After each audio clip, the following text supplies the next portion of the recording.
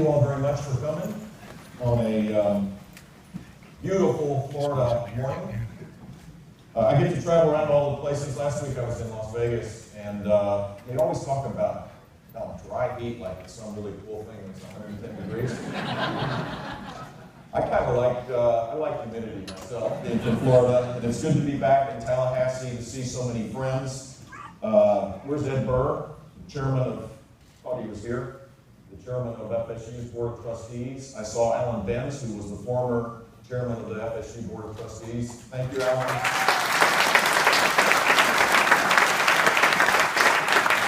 Had a chance to see your great president, President Thrasher, who is back there.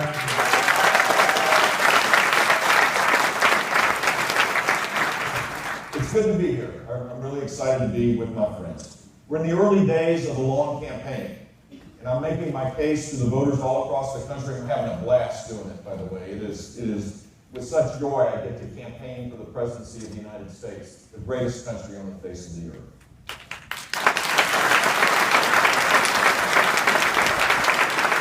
People are ready to choose a new president. Among Republicans, they got a lot of choices to choose from. They want to know, the voters do, what we believe, but also what we've accomplished. And for me, that story begins right here in Tallahassee. In my 8 years in office, we just didn't mark time. We filled those years with hard work and real reform. It wasn't always a smooth path. In fact, we used to call this city Mount Tallahassee because it was remote from the people, caught up in the settled ways of a comfortable establishment. I was a governor who refused to go along with that establishment. I wasn't a member of the club, and that made all the difference. Should I win this election, you won't find me deferring to the ways of Mount Washington. The overspending, the overreaching, the arrogance, the sheer incompetence of the city are sometimes, they're treated as though it's a fact of life, that nothing can be done about it. But a president should never accept it, and I will not. We need a president willing to challenge the whole culture in our nation's capital, and I mean to do it. Name any excess or abuse in the federal government. In these past 6 years, it's gotten worse. The rush to take over health care, when they couldn't even put up a lousy website to go along with it. And cannot even keep the basic commitments like caring for veterans at the VA. Veterans died while waiting for care at the VA hospital last year. But only 2 people were fired for lying about the wait times. 2 people. We trust veterans. We trusted them to fight for us. We should trust them to be able to choose their own doctor. And reforming VA will be a high priority.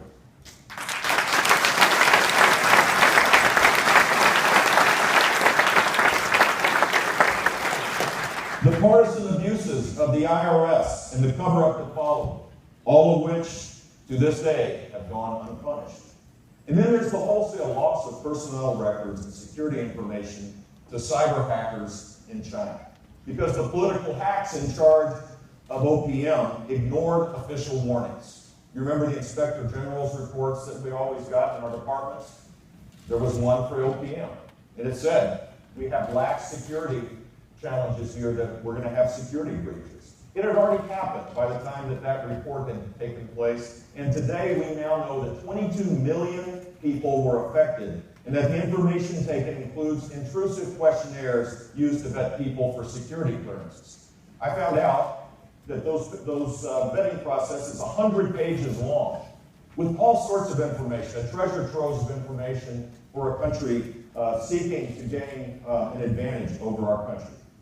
What does it say then, with all the resources that the federal government has, that they can't even protect vital data from a hostile actor? Rarely has incompetence carried such a price in government. Ineptitude of this order is enough to sound the alarm all by itself. But when it comes to the norm, when there's no accountability, and few even expect it anymore, that's when we really need to worry. It's come to the point with the current administration and with the entire Washington establishment that it so perfectly represents that it's kind of like Alfred E. Newman. What we worry? It's always someone else's fault. And that result is that we have a challenge in our country today that more and more people don't believe their government works for them. I believe it can. And I will take the skills I learned with many of you in this room to make it so. Don't get me wrong. I have not so fond memories, but I certainly have memories during my time in government here when it wasn't perfect. But that's part of being a leader, is to accept responsibilities when things go wrong. After the 2000 presidential election recount, we moved decisively to improve our election laws and made our voting system the envy of the nation. When the tragedy of Aurelia Wilson took place and exposed the shortcomings of our child welfare system, working with the Florida legislature, we stepped up our commitment to community-based care and made the system much more responsive to children in need. And when senior people in my administration violated the public trust, they were removed from their jobs. When these problems occurred, I took responsibility. That's what Floridians deserve. And that's the kind of leadership that has been lacking in Washington, and that is the kind of leadership that I will bring to Washington, D.C.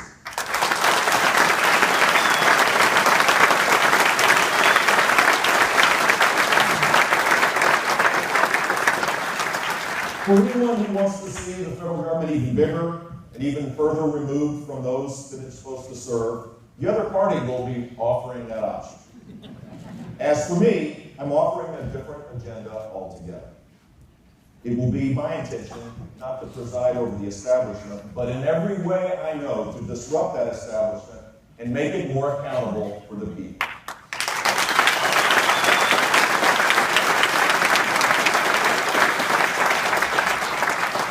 The ultimate disruption is to reject, as I do, the whole idea that government forever growing more, borrowing more, and spending more, beyond anybody's ability to control it or even comprehend it, is not the right way to go. I have no illusions about what reform really takes. The next President of the United States has got to confront the spending culture in Washington, and I promise you, I will do it.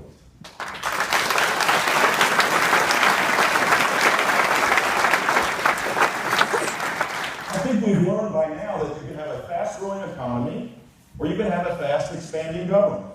But you can't have both. You have to choose, as I did when we worked together when I was governor of the now third largest state. In my time of office, Florida's economy expanded by 4.4% per year, more than 50% more than the national average. At the same time, government spending as a percentage of our state's economy went down. In fact, that should be the aspirational goal for the United States of America and its federal budget. Economic growth growing far faster than the size and scope of Washington and its budget. We balanced our budget every year I was in office and increased our state's reserves by $8 billion. Who knows? Maybe there was going to be, who knows if there was going to be a calamity of economic proportions, or perhaps we'll have, occasionally we do have hurricanes here. To be able to reserve for a rainy day seemed to make sense at the time. And we were rewarded for doing so by being upgraded to AAA bond rating. And you compare that to the sorry state of affairs today, where our great country's federal government has had a downgrade, the first one in its history. I vetoed more than 2,500 spending items totaling $2 billion. Now, that wasn't punitive. It wasn't a process to, and in fact, I think Speaker Thrasher and Speaker Benz and others might agree that I was an equal opportunity vetoer. I didn't pick out Democrat line items or, reward my friends. This was to create a process so that we could have $9 billion of reserves, where we could have a government that didn't grow faster than people's income in the state. It was a process based on conservative principles, and we need the exact same thing in Washington. We should have, the idea of Vito Corleone, which was coined not by me. At first I thought it was somewhat of an insult, but the simple fact is I got to like it a lot. We need to bring that, I think, to D.C. I cut the state bureaucracy by more than 10%, trying to live up to my promise in the second inaugural to make buildings around Tallahassee silent monuments to the time when government played a larger role than it deserved or could adequately fill. And I still believe that. A self-governing society doesn't need the kind of government that we need, and if we reform how government works and build capacity for people to achieve earned success, by our very nature we'll all become conservatives, because the demands on government will subside. From the very outset as president, I would signal a new direction by supporting fundamental reforms that go to the heart of the problem. First, we have to confront and end the habitual practice of deficit spending. As long as deficits are an option, deficits will be the reality. The remedy that I will support as president is a balanced budget amendment. To be clear,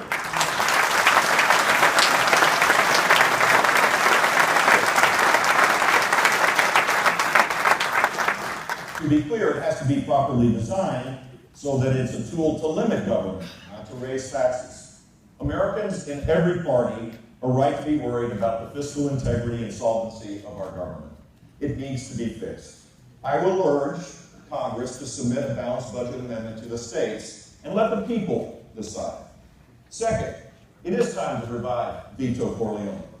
The president should be able to eliminate wasteful spending through a constitutionally sound line item veto, such as the version that Paul Ryan has recommended to make sure that it abides by our Constitution. Overspending is one of those problems where the president has to assert a national interest, even if no one else will. The power to veto irresponsible spending is part of that duty, and I know how to use it. Trust me.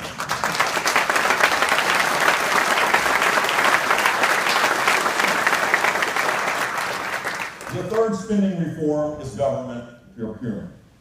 Federal agencies spend billions and billions of dollars every month on equipment and services, following complicated procedures that no company would use in a competitive environment. The process is slow, and too often it holds no one accountable for being over budget or behind schedule. One of the most tragic examples I've seen on the road is a hospital, a VA hospital that has been many years in the making, that was supposed to cost $200 million, and now I think the last estimate for its completion in Denver, Colorado is $1.8 billion. You can't make that up. It's really hard to imagine how incompetent and how complicated the process would be to yield that result. Military procurement is just one of many areas where our systems and processes are failing. The Defense Department is still operating by the procurement methods of the Cold War. In some cases, by the time new equipment reaches our troops, it's almost obsolete. So here we are with a Pentagon that has to cut military equipment, pay, and health care, all the while losing billions in backward, wasteful procurement processes. The Pentagon's acquisition system is so swamped with regulations, only a handful of giant defense contractors can actually compete for the larger contracts. That's why I support initiatives by the respected chairman of the Senate and House Armed Services Committees, John McCain, a real hero, by the way.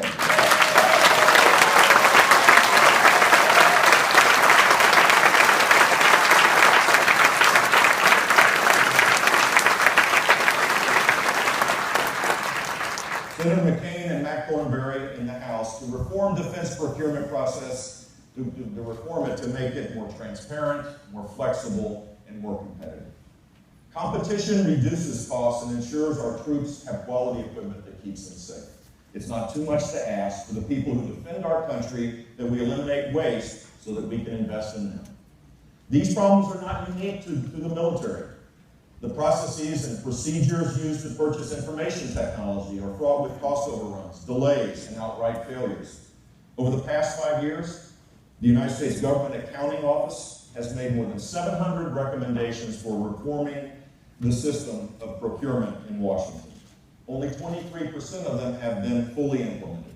We can apply these same principles that we use to fix defense acquisition to address the procurement failures of Washington on the civilian side as well. This is something that requires leadership, not just filing an amendment and calling it success that some in the Senate do, but actually having the hands-on leadership skills to take an idea, to put it into reality, to make sure that there's accountability around it, and to go from beginning to end to make sure that we transform how our government works.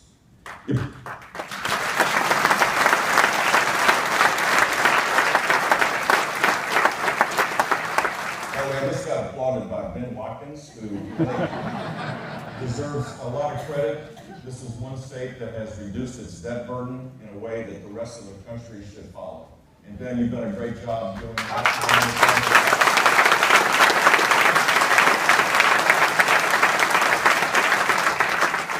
I do this because he's a great public servant and he's really embarrassed right now that I've mentioned him. If we're going to make good budget decisions, we need to deal with real numbers. The trick in DC now is called baseline budgeting. It means that the current year level of spending is the starting point for future spending. Baseline here, like in your kitchen budget, looks like this, right? Baseline in Washington is like this, that it automatically grows unless something happens. The minute you suggest that you curb the growth in spending, you're an evil person trying to take away something from somebody else. That whole system is designed for making government grow at a rate that is far more than our ability to pay for it. We no longer can afford using that as the assumption, and I'll work with Congress to change it. You know you got a problem when standard accounting principles seem like a subversive idea. And that's how it is with federal budgeting. It's a rigged system to make government grow. Meanwhile, all the taxpayers who underwrite this spending have to live in the real world, where you start with zero, you define your priorities, and you observe boundaries. It's not as fun as working with make-believe numbers, I got that, but it can get you out of trouble. Real-world budgeting would mark a big step towards national solvency. And in my administration, it will be the rule rather than the exception.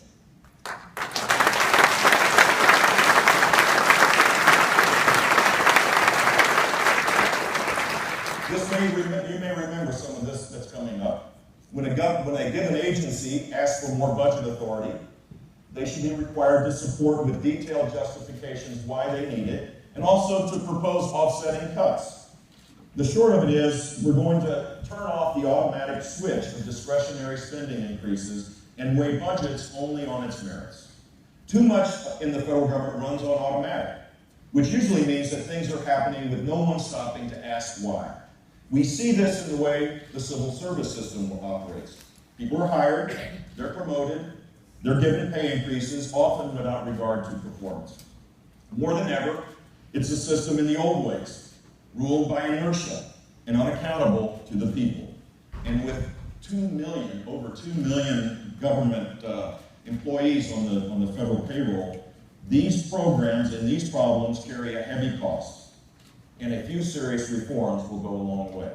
My first reform will be to place a freeze on federal hiring. We can expect that more than 10% of the current workforce will retire over the next 5 years. It's a fairly safe bet that not everyone who leaves needs to be replaced. We will go with a simple 3 out, 1 in rule across the federal workforce, with exceptions for critical positions related to our security and to our safety. Only 1 new hire for every 3 who leave. This policy can, on its own, reduce the size of the federal bureaucracy by 10% over 5 years. With other reforms, which are more than possible as well, we could reduce the bureaucracy by more than 10% within 4 years, my first term. We made those tough cuts in Florida. And under our reforms, we also made top-level management more accountable by defining them as at-will employees. We ensured that employees at every level could be let go if they weren't doing a good job. The effect was to up everybody's game. Attract whether it's the company's employees we're talking about or a government workforce. The whole idea of management is to reward good performance and make the best the standard. And that's not the system we have in Washington, D.C. right now. Much of what we have is a relic of the 1970s. It's not a partisan issue, by the way. We have structural deficits now that we have to adjust. We have to address. It doesn't matter who's the cause of all this. It's time to reform.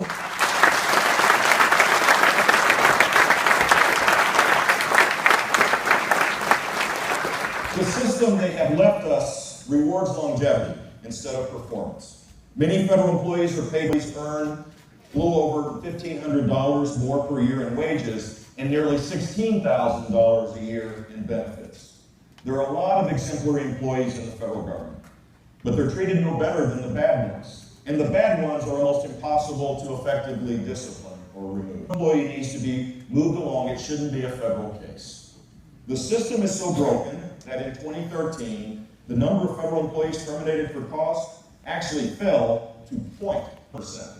So I will put in motion some long overdue reforms. Obviously, federal employees should retain civil rights and whistleblower protections. But beyond that, weeks rather than years. Just like in the real world, Compensation should depend on the type of work and the quality of the work. Then we've got to get the incentives right.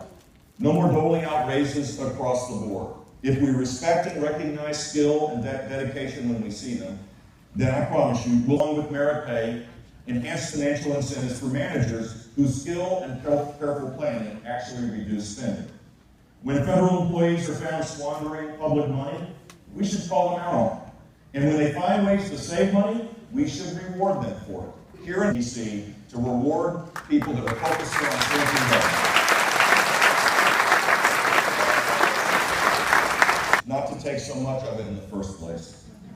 The best way to keep government accountable is to limit its power to regulate regulatory reform on a scale we haven't seen since the Reagan years. And I will be outlining my ideas to reform the major entitlement programs and provide restrain federal spending and the bureaucratic meddling, and will disrupt a culture that thrives on big government.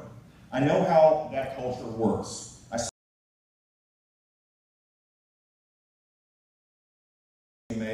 The Florida legislature passed a law that I signed into law that created the strictest lobbying reforms in the country. And I was proud to sign that into law, and I think the system is significantly better after that law was passed. Even before I took office, I signaled a new way of doing business by forbidding lobbying by any member of my transition team. As governor, we ended the practice of lawmakers accepting gifts from lobbyists. The reforms I signed into law also required lobbyists to disclose information about their clients and their compensation. The lobbyists here were a little grumpy to begin with, but now I've noticed that it's actually turned into a competitive deal where they show that they have more business, I think, and they're proud of the fact that they have a thriving business. It's kind of interesting how markets work. In that spirit, we need to reform disclosure laws in Washington as well. Here's what I propose. Every time a lobbyist meets with any member of Congress, that should be reported online every week on the member's official website. That should include, by the way, the ambiguous class of consultants who lobby but call it something else. The definition of the term lobbyist should be expanded to address the cadre of government relations and government affairs specialists now populating the Capitol as well. Then there's the pattern of so many outgoing members of Congress who quickly become lobbyists themselves, as if merely moving on to the business end of the same enterprise. We need to help politicians to rediscover life outside of Washington, D.C., which, who knows, might even be a pleasant surprise to them. Look, the great majority of the people that serve in these positions do it with great talent, and they do it with integrity, and they can make a huge contribution to the communities in which they were serving. And I believe that they should be doing that rather than translating this and staying in Washington and trying to translate their experience into high gain. If I'm elected president, I will use all of my influence to enact into law an immediate, unequivocal 6-year ban on lobbying, a full Senate term for ex-members of the House and the United States Senate.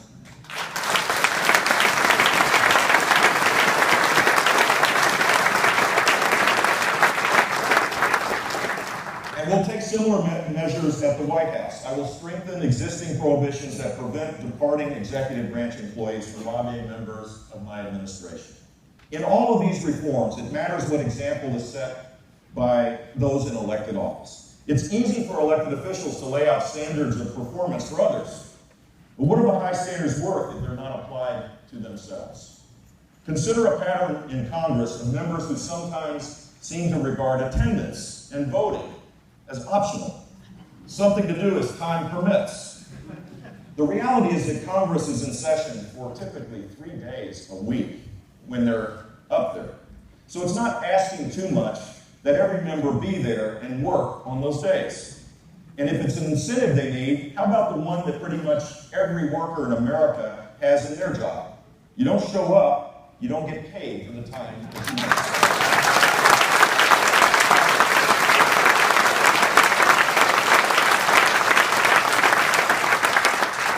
A bill to dock pay of absentee members might not pass the House or Senate, I don't know, maybe it could.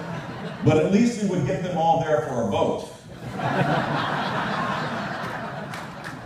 If we can't always get them on the job, let's at least get them on the record. If I've learned anything as governor of Florida, it was never to take time for granted. I even kept on my desk, where I always could see it, a digital clock counting down the time left in my term to the last hour. I might just bring that clock along should I have the honor of serving the 1,461 days of the next presidential term.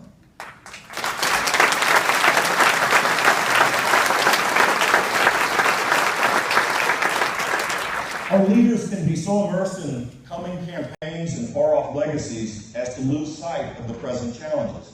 And work needs to be done right now. Things delayed in Washington have a tendency to never get done at all. But in this era of excuses, we're drawing it to an end. There's no time, there's no way to make up the lost time. We have to do it ourselves. We can no longer excuse away why our system doesn't work. More and more people are completely disaffected by Washington, D.C., and I completely get this and understand it because all of us feel that way. But we can fix these things. I know it, because we did it together here in Tallahassee.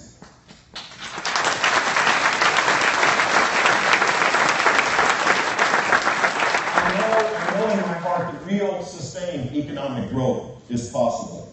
I have set an aspirational goal of 4% per year as far as the eye can see. I believe that this country will be the first country, so-called developed country, which means flatline, to be able to renew ourselves and grow at a sustained rate where people can be lifted out of poverty and where the great middle that defines our country will get a raise for the first time in 15 years. But the driving force of this is going to be presidential level leadership to challenge the culture of spending and to reform the things that are broken in Washington, D.C. This is essential, and I believe it's achievable in one term. Don't let anybody else tell you otherwise. Don't let the cynics narrow down our aspirations. We should have high and lofty aspirations and then challenge everything that we do to make sure that we make it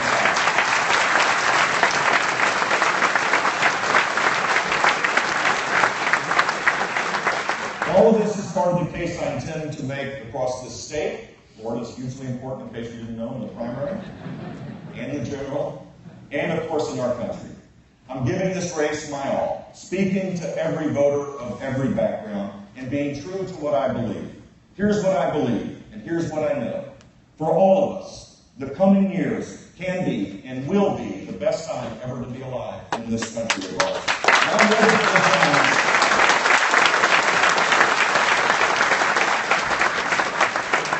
I am ready for the challenge. I'm asking for your vote, and I'm asking for your help. God bless you all. It's great to be back in Tallahassee. Thank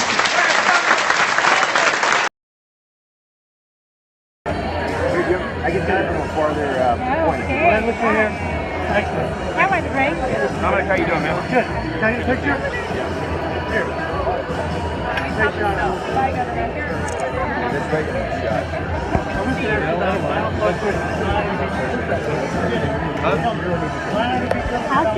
Yeah, there's a way to do the line out of veto taking it. Really? Yeah, it would be like a super rescission. So you could take it back for an up or down vote to Congress. Because the line on veto, as you recall, was ruled unconstitutional. How are you? I'm fine. Hello to Mrs. Bush. Say hello to Mrs. Bush, please. Thank you. Now I can go. Always like to come here. There you go. It's always good to be here. I got to come back for a football game though. That's even better. I think Crash will get you a jacket. I think so. Now that I used to not be able to accept the gift because of the ethics rules that we established. So maybe I can get one for free. Do you really think you can take what you've done here to Washington? Yeah, I think so. I think people are so fed up with the culture in Washington. There's broad bipartisan support to be able to change these things. I think so. It may not happen overnight. Some of these things require the balanced budget amendment's going to take more than a day. But there's enough states that have already started that process. And, I'm pretty comfortable Republicans support it. You got to get significant support among Democrats, and changing the culture will help in that regard. Thanks, Tommy. Good seeing you, man. Governor Bush.